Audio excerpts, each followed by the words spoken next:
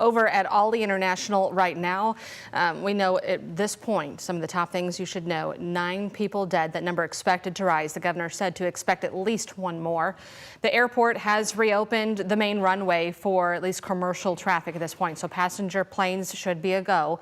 And then the shelter in place, which had spanned more than 5 miles last night, is now reduced to a 1/4 mile radius, and that is also again, has been shrinking throughout the day. They had mentioned water consumption in the area. You should be good to go on that unless directly notified. And NTSB is on the scene and will be in direct communication with us. We are expecting a news conference today with the NTSB investigators in Louisville on the ground right now at 3 o'clock. That's about an hour and a half from now local time. So a lot of things coming together at this moment. I want to take you through just a few more things as far as what we have learned. I mean, so many people have been talking about it was a blazing inferno, raining oil over Louisville. Those are words from the governor and from Congressman Morgan McGarvey.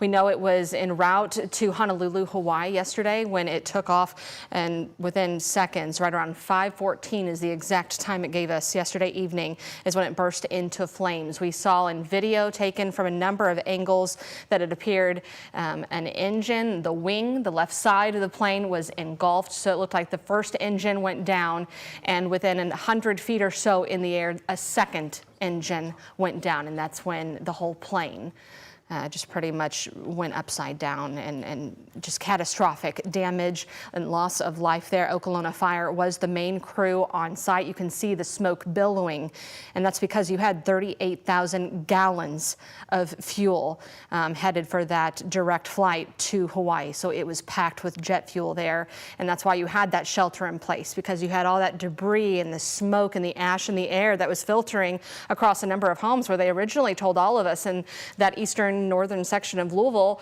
to shut off our AC, shut off the heat, whatever you have, close your doors and stay inside. So that after a few hours was lifted, we know is an extraordinary amount of manpower putting out that fire. They credited Okolona Fire and 38 other companies. I mean, from Oldham County, Fairdale, Shepherdsville, Lexington, Bardstown, Mount Washington, the list goes on as far as how many responders were coming to their aid and those that were performing backups. Again, the type of UPS plane, this was a cargo plane, a McDonnell Douglas MD-11, and it crashed just around 5:15 local time. 9 people dead, and again, expecting at least 1 more. They said 16 originally were reported missing from families.